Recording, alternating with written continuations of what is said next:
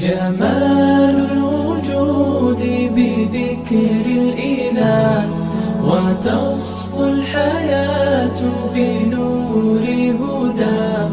جمال الوجود بذكر الإله وتصفو الحياة بنور هداه. آخرت کی کامیابی کے لیے بہت ضروری ہے کہ انسان اپنی اس زندگی کو بہترین بنائے، اپنے وقت کا صحیح استعمال کرے، اور وقت کے صحیح استعمال کے لیے بہت ضروری ہے کہ اپنے دن کا آغاز بہت اچھے طریقے سے کیا جائے. اور دن کا آغاز کیسے؟ سب سے پہلی چیز کیا ہے؟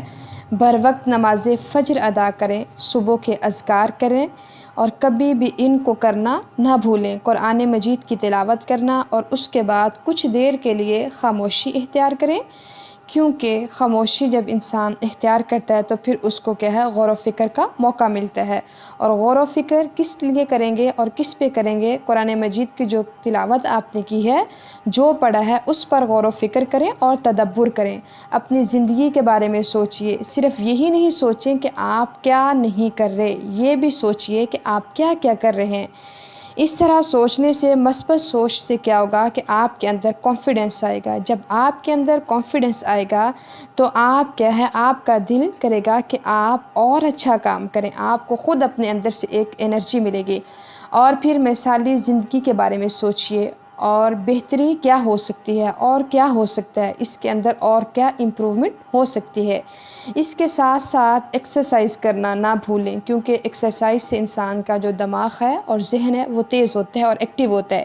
پھر اس کے علاوہ دماغ کو صحت مند اور صاف رکھنے کے لیے مطالعہ کی بہت ضرورت ہے. وہ کیا ہے کہ آپ ریڈنگ ہیبٹ ڈیولپ کریں، اچھی کتب کا مطالعہ کریں. اور اس کے لیے کیا ضروری ہے؟ ضروری یہ نہیں کہ آپ ڈیلی ایک بک ختم کریں، ایک کتاب کو ختم کریں.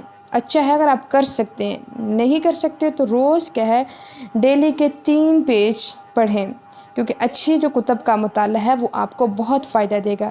اس کے بعد آج کے دن میں جو کام کرنے ہیں ان کی پلاننگ کریں، کیونکہ اچھی پلاننگ کے ساتھ جب دن کا آغاز ہوتا ہے تو وقت کا صحیح استعمال ہوتا ہے. اور جب ہر گھنٹے کی آپ پلاننگ کریں گے تو انشاءاللہ وہ گھنٹے آپ کے پروڈکٹیو گزریں گے، فائدہ مند ہوں گے.